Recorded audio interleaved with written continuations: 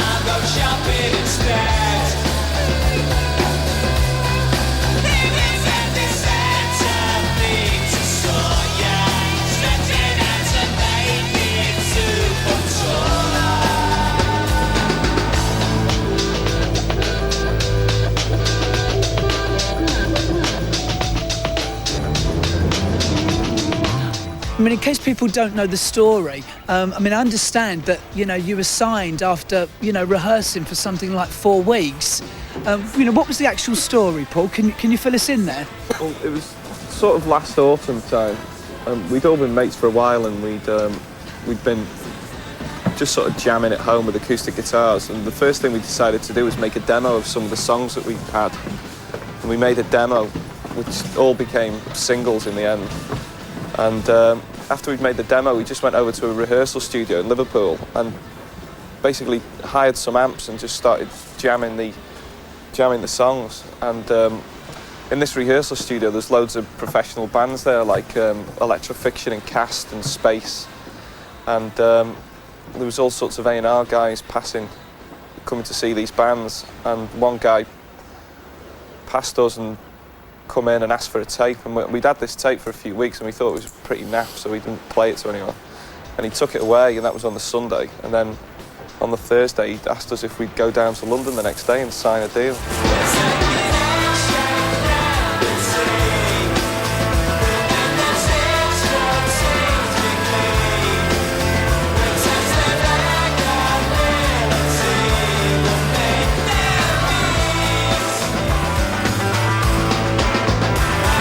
Paul, let's talk a little bit more in depth about your lyrics, if we can. Where do you sort of draw your influences from? A lot of the lyrics I wrote when I was a teenager and just had them stored up for ages, because I was always into writing songs, even before the band was a twinkle in our eye.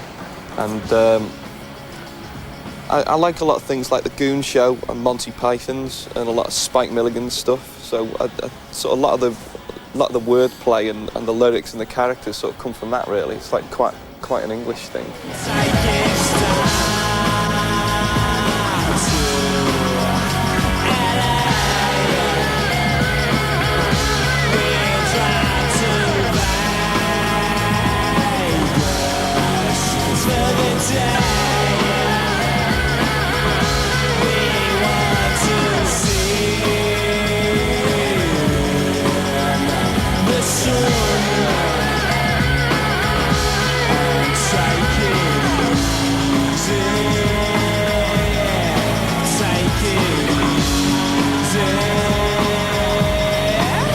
what about, you know, Take It Easy Chicken and an egg-shaped Fred, for instance? I mean, have you got a bit of a foul fetish?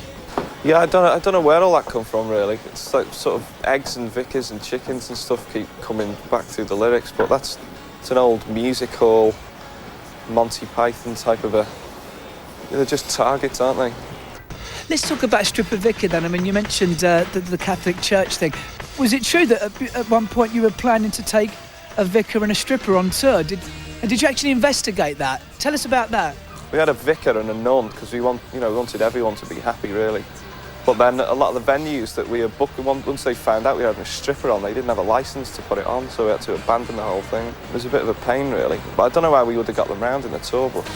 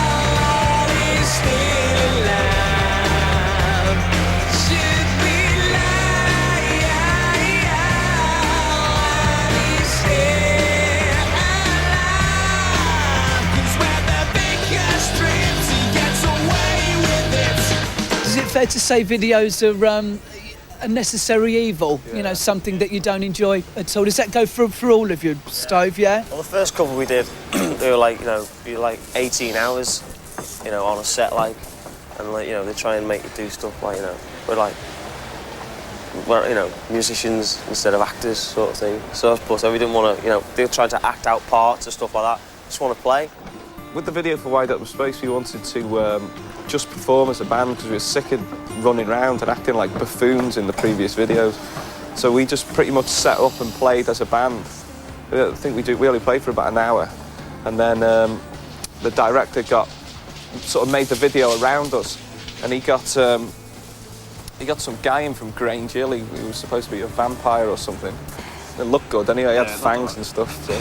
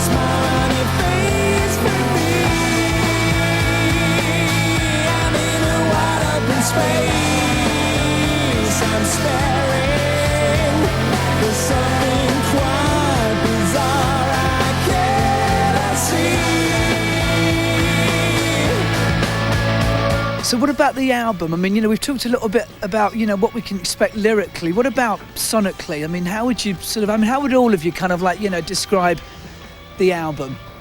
On the EPs that we done last year, we released 20 odd songs last year on EPs, and you know, it's predominantly rock based. You know, 3/4 of like the B-sides, not the radio tracks, were pretty heavy rock stuff, quite dark rock. And we come to approach the album. We've been doing dribs and drabs throughout the year, but because we've done so many gigs and EPs, it comes to the end of the year and we just thought, oh, you know, we've got to make an album. And we went in and sat down and just thought, we want to do another 12 rock songs. So we just pretty much got out a load of old synthesizers and just didn't really have any blueprint for it, really, just let our imagination run riot. I'm standing, I'm all alone, I'm staring into space.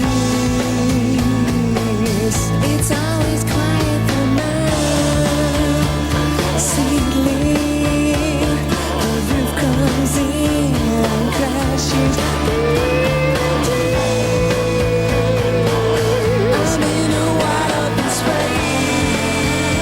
It's freezing. You'll never get to heaven with a smile on your face for me. I'm in a wide open space. I'm staring with something quite bizarre I cannot see. I'm in a wide open space.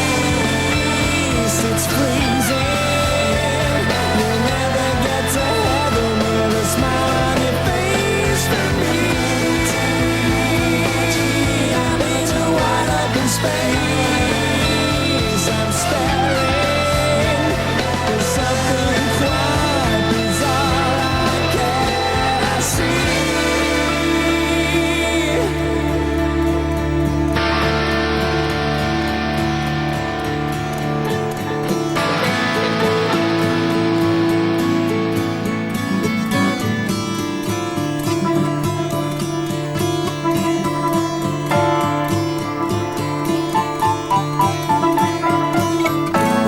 But let's talk about your new single. Paul, can you tell us about, you know, She Makes My Nose Bleed and, you know, what was in your head when you were writing that song?